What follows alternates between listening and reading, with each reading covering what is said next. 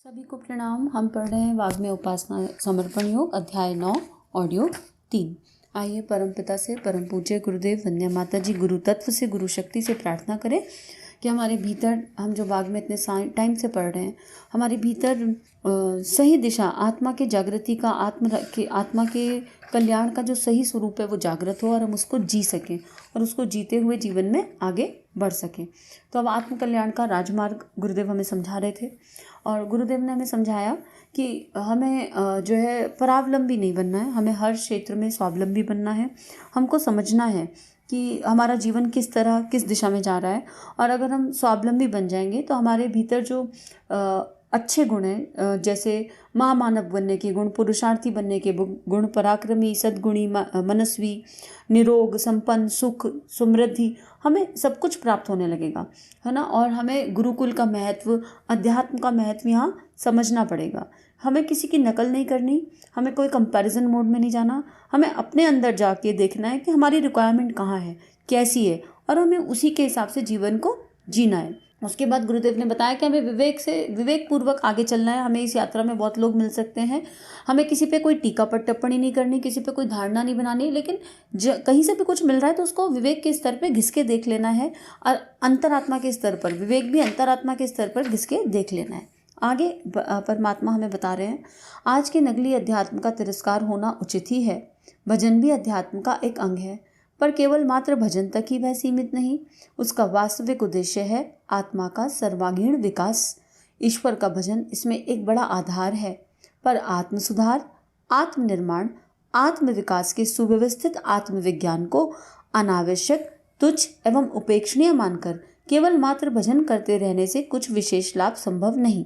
यहाँ पे ये समझ लेते हैं, मान लीजिए भोजन है, तो भोजन में जितनी रोटी की इम्पोर्टेंस है उतनी दाल की भी है, सब्जी की भी है, चावल की भी है, दही की भी है, एक संपूर्ण भोजन है ना। तो अगर हम इस यात्रा पे चल रहे हैं और केवल भजन भजन गाए जा रहे हैं पूरे पूरे दिन, तो वो जो है आत्मनिर्माण के लिए कंप्लीट नहीं है। आत्मा का कंप्लीट, हमारे 3 शरीर हैं, एक्चुअली 7 शरीर हैं, पर जो मोटे मोटे 3 हैं और एक ऊर्जा शरीर, उसकी तो क्लीनिंग ज़रूरी है ना। तो हर शरीर की अपनी एक अलग रिक्वायरमेंट है, और होता क्या है, जब हम एक चीज़ में खो जाते हैं तो हमें उसमें आनंद आने लगता है, इसलिए हम उसमें खो जाते हैं, हमारा दूसरे में मन नहीं लगता। तो हमको मन लगाने के लिए ये नहीं करना है, मन पर लगाम लगाने के लिए करना है। तो गुरुदेव कह रहे हैं कि मात्र पूरे दिन भजन कर लिया और सोचा कि सब कुछ हो गया, तो नहीं होने वाला है। कंप्लीट पैकेज की ज़रूरत है, कंप्लीट पैकेज मतलब कंप्लीट साधना। दिन भर में देखें कि कौन कौन से विकार आए और उनको इमीडिएटली, आने से पहले ही झटक कर बाहर करें और समझ जाएं कि वो विकार मेरे मिथ्या मैं को आए। तो आगे गुरुदेव लिख रहे हैं, ऐसे अगणित व्यक्ति देखे जाते हैं तो सारे दिन भजन करते हैं, पूजा पाठ में बहुत मन लगाते हैं, पर काम, क्रोध, लोभ, मोह, मद, मत्सर की दृष्टि से वे सामान्य श्रेणी के लोगों से भी गए बीते हैं। इसका कारण यही कि उनकी साधना एकांगी रही, भजन को ही उन्होंने सब कुछ माना, आत्मनिरीक्षण, आत्मचिंतन, आत्मशोधन, आत्म परिष्कार, आत्मदर्शन एवं आत्म कल्याण के महान कार्य को हाथ में नहीं लिया। और ये 5 शब्द, ये गुरुदेव हमें कौन कौन से, एक्चुअली 8 लिख लेने चाहिए सबको। आत्म सुधार, आत्मनिर्माण, आत्म विकास। आत्म सुधार अपने बिहेवियर पैटर्न पर, बिहेवियर का सुधार हो जाए। जब बिहेवियर का सुधार होगा तो इमोशन समझ में आने लगेंगे, आत्मा का निर्माण होगा, और जब निर्माण होगा तो विकास अपने आप संभव है, विकास खुद ब खुद होगा। उसके अलावा ये तीनों कैसे होंगे, ये तीनों पैरामीटर पूरे करने हैं अगर, तो हमको आत्मनिरीक्षण करना पड़ेगा। मुझे ये तो पता हो कि मुझे सुधार करना कहाँ है। जब मुझे कमी नहीं पता होगी तो सुधार कैसे होगा। फिर निरीक्षण किया, समझ में आया है गलती है। फिर चिंतन कि ये गलती हुई क्यों, आत्मचिंतन, अच्छा ये गलती इसलिए हो रही है, कारण। उसके बाद चिंतन के बाद शोधन मतलब क्लीनिंग, सफाई। अब पैरामीटर, अच्छा ये गलती हो रही है तो मुझे इसे ठीक कैसे करना है। चिंतन किया और शोधन के पैरामीटर्स बनाए, कुछ लिस्ट बनाई अपने लिए, और तप और तितिक्षा की लिस्ट होती है, वो अपने लिए संकल्प, पक्के मजबूत संकल्प नियम।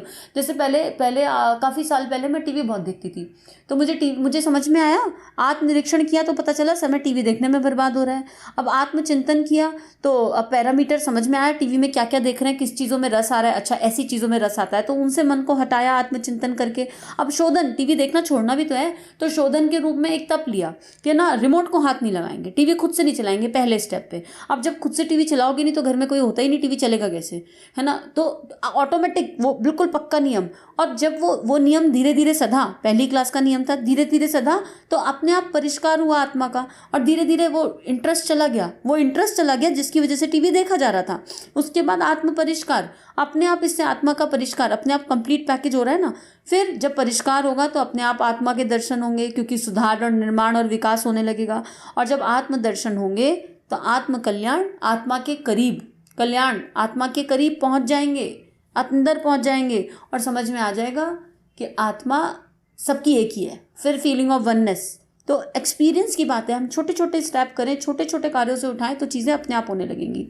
तो ये सब हमें लिख लेना चाहिए और एक एक करके एक एक बुराई उठाएं। बुराई वर्ल्ड भी नहीं, एक एक करके एक एक संस्कार उठाएं और एक एक करके उसको उसके शोधन में, उसके क्लीनिंग में लगें। उसके बाद ऐसी अव्यवस्थित साधन में परिणामों से वैसी ही आशा की जा सकती है जैसा कि आज दृष्टिगोचर हो रहा है। अब पूरी दुनिया में कितने लोग हैं जो कितना जप तप करते हैं, लेकिन नहीं हो रहा ना ये आत्मकल्याण वाला हिसाब किताब। क्यों? क्योंकि पैकेज इनकम्प्लीट उठा लिया। अध्यात्म वस्तुतः एक महान विज्ञान है। इसे जीवन विद्या या संजीवनी विद्या कह सकते हैं। जीवन जैसे महान अवदान का सही उपयोग करना इसी ज्ञान के आधार पर संभव होता है। किसी बड़ी जागीर, मिल, फैक्ट्री, फॉर्म, संस्था, उद्योग या विशालकाय मशीन को चलाने, सुधारने और लाभदायक स्थिति में रखने के लिए प्रशिक्षण की आवश्यकता होती है। यदि अनाड़ी के हाथों में ऐसे बड़े काम सौंप दिए जाएं तो अनर्थ ही संभावना बनी रहेगी। मानव जीवन में भी एक बहुत ही बड़ी जिम्मेदारी है। 84 लाख योनियों के बाद प्राप्त हुआ सृष्टि का सर्वोपरि उपहार यह सुरदुर्लभ मनुष्य शरीर है। उसको ठीक प्रकार से जीने की भी एक सर्वांगपूर्ण विधा है। उसे ही अध्यात्म कहते हैं। जिसने अध्यात्म को शुद्ध स्वरूप में जान लिया और अपना लिया, उसके लिए यह मानव शरीर रिद्धि सिद्धियों का भंडार है, सुख शांति का रत्नकोश है, आनंद और उल्लास का खजाना है, ऐश्वर्य और वैभव का कल्प वृक्ष है। अध्यात्म युक्त जीवन ही वह जीवन है जिसे प्राप्त कर मनुष्य अपने आप को देवता की स्थिति में पहुंचा हुआ अनुभव करता है। अब गुरुदेव कह रहे हैं कोई हार्म नहीं है सपोर्ट लेने में। अगर आपको कहीं कंफ्यूजन हो रहा है तो क्या दिक्कत है किसी के साथ डिस्कस करने में, किसी से बात करने में, किसी से सलाह मशवरा। हम गप्पे भी तो मारने में समय व्यतीत करते हैं। अब एक समुद्र में जाएंगे, एक स्विमिंग पूल में भी कूदते हैं अगर हम, तो हमें कोच की ज़रूरत होती है स्विमिंग सीखने के लिए। तो यहाँ तो हम आत्मनिर्माण के, आत्म कल्याण के विशाल समुद्र में कूदने जा रहे हैं। तो क्या दिक्कत है अगर हमें किसी से सपोर्ट लेना पड़े, किसी से जानना पड़े। हम गप्पे मारने में कितना समय व्यतीत करते हैं। इसी को सत्संग कहते हैं कि कहीं कुछ समझ ना आ रहा हो तो किसी से पूछ लिया। कितने लोगों को और किससे पूछना है आपकी आत्मा बता देगी। सबके लिए कोई ना कोई इंतजाम कर रखा है परमात्मा ने। आप कभी भटकोगे नहीं कि हमको उत्तर नहीं मिल रहे भीतर के प्रश्नों के, सारे उत्तर अपने आप मिलने लगेंगे। किसके थ्रू कहाँ से क्या मिलना है, व्यवस्था अपने आप बन जाती है। मैंने देखा मेरे जीवन में गुरुदेव ने कितने लोगों को भेजा मुझे सिखाने के लिए। मुझे जब किताबें पढ़ के बिल्कुल समझ नहीं आती, गुरुदेव पता नहीं कितने कितने लोगों को भेजें। तो और उन सबके लिए दिल में, आत्मा में ग्रैटिट्यूड है, जन्म जन्मों के लिए ग्रैटिट्यूड है, क्योंकि वो माध्यम बने, उन्होंने माध्यम बन के चेतना पे परिष्कार किया। और आज भी कितने लोग हैं, कितना सत्संग करते हैं, कितना डिस्कशन करते हैं। तो देयर इज नो हार्म। अपने आप को पूछते हुए छोटा मत मानिए, छोटा मत जानिए कि अगर हम किसी से सलाह ले लेंगे तो हम छोटे बड़े हो जाएंगे। गुरुदेव कह रहे हैं साथ साथ चलना है इस गति पे, इस यात्रा पे। अकेला चल के माया जाल से निकलना है, फिर इस यात्रा पे चलोगे तो इस यात्रा के बहुत सारे यात्री साथ में मिल जाएंगे ना, सहयात्री। और सब सहयात्री एक दूसरे की सहायता करने के लिए हैं। आगे लौकिक जीवन में जितने भी सुख साधन एवं प्रसन्नतादायक अवसर हैं, उनका मूल अध्यात्म ही है। यदि इस विचारधारा का प्रभाव मन पर ना हो तो पुण्य कर्म किस प्रकार बन पड़ेंगे और उनके बिना सुख साधनों से परिपूर्ण प्रारब्ध कैसे बनेगा। स्त्री पुरुषों का, स्वजनों का, परिजनों का, सज्जनों का सद्भाव संपन्न होना भी एक बहुत बड़ा सुख है। पर यह सुख उसे ही मिलता है जिसने अपने निकटवर्ती लोगों को प्रभावित कर लिया। दूसरों को सज्जन बनाने के लिए अपना सज्जन होना आवश्यक है। जहाँ हम तटस्थ होंगे, जहाँ जिस कर्म में हम तटस्थ होंगे, जब हम वो किसी को कहते हैं एज एन इंस्ट्रूमेंट, कर्ता भाव से मुक्त होकर, तो सामने वाले की चेतना पर ज़्यादा प्रभाव पड़ता है। अब मैं खुद से कोई काम ना करूं, बिल्कुल भी मेरे अभ्यास में ना, और मैं दूसरों को ज्ञान बांटती रहूं उसका, तो किसी पे कोई अंतर नहीं पड़ने वाला है। तो अगर हम चाहते हैं कि हमारे आसपास के लोगों में भी बदलाव आए, तो उसके लिए अपने ऊपर काम करना, अपने आप को सज्जन बनाना आवश्यक है। अगर मैं चाहती हूँ कि मेरा बच्चा क्रोध ना करे, तो उसके लिए मुझे क्रोध मुक्त होना होगा। पहले मुझे ये देखना होगा, मुझे वो अपने स्टेप्स बनाने होंगे। आत्मनिरीक्षण, आत्मचिंतन, आत्मशोधन, आत्म परिष्कार, आत्मदर्शन, आत्मकल्याण, स्टेप बनाने होंगे कि क्रोध से मुक्त कैसे हुआ जाए। और जब आप खुद हो जाओगे तो आपके आसपास सबको समझ में आने लगेगा, देख के ही आ जाएगा। आगे गुरुदेव लिख रहे हैं, क्रोधी बाप के बेटे अवज्ञाकारी हो सकते हैं। बालक के स्वभाव का बहुत कुछ निर्माण उनके जन्म से पूर्व हो जाता है। माता पिता के रज वीर्य से बच्चे का शरीर बनता है और स्वभाव एवं चरित्र से उसका मन विनिर्मित होता है। अच्छी संतान पैदा करने के इच्छुक माता पिता को इसके लिए वर्षों पूर्व आत्मनिर्माण की साधना करनी पड़ती है। अपना चेहरा कुरूप हो तो फोटो भी कुरूप ही खींचेगा। माता पिता का स्वभाव अवस्थित हो तो उनके बालक कैसे सज्जन और सद्भावी होंगे। बच्चों को पौष्टिक भोजन करा के उन्हें स्वस्थ कपड़े और जेवर आदि से सजाकर सुंदर बनाया जा सकता है, पर उनके स्वभाव में श्रेष्ठता तो तभी आएगी जब माता पिता अपनी श्रेष्ठता का प्रभाव प्रत्यक्ष और अप्रत्यक्ष रूप से उन पर डालेंगे। अब मतलब बड़ा पीड़ादायक है ये माता पिता की जब बात आती है तो बहुत पीड़ादायक फील होता है। और पीड़ादायक इसलिए फील होता है कि बच्चों में कमियां तो बहुत दिख जाती हैं, ऐसा नहीं करते, वैसा नहीं करते, ये नहीं करते, वो नहीं करते, पर हमारे अंदर वो कमियां कितनी हैं और हमने गर्भ के समय पे हम कितने अवेयर थे जब बच्चा गर्भ में था। एक्सीडेंटल तो बच्चे हो रहे हैं, प्लान करके तो बच्चे नहीं हो रहे।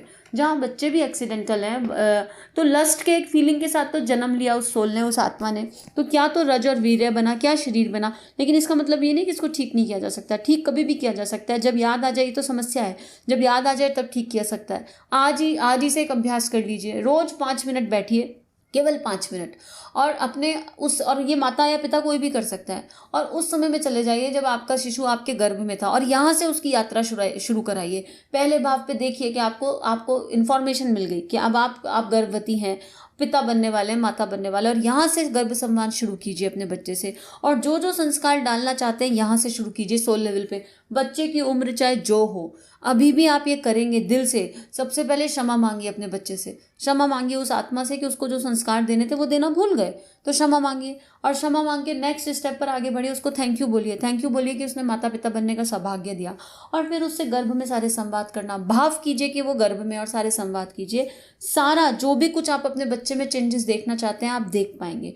किसी भी उम्र का बच्चा हो, समय लगेगा लेकिन चेंजेस आएंगे। कितना समय लगेगा इंटेंशन पे भी डिपेंड करता है, प्रारब्ध पे भी। लेकिन इस अभ्यास को आज से शुरू कर दीजिए और आप अंतर देखना शुरू करेंगे। तो आज के इस अध्याय को यहीं समाप्त करते हैं और परम पिता परमात्मा से प्रार्थना कि हम माता पिता के रूप में हमारी जागृति हो जाए। हम लोग सब सो गए हैं और अंतरात्मा से प्रार्थना कि हम जाग जाएं, और अगर हम जाग जाएंगे तो जीवन अपने आप बहुत सुंदर हो जाएगा और आने वाली पीढ़ी बहुत खूबसूरत होगी। सभी को नमन, सभी को प्रणाम। हमारे YouTube चैनल को सब्सक्राइब करें और बेल आइकन को दबाकर ऑल पर क्लिक करें ताकि नोटिफिकेशंस आपको मिलती रहें।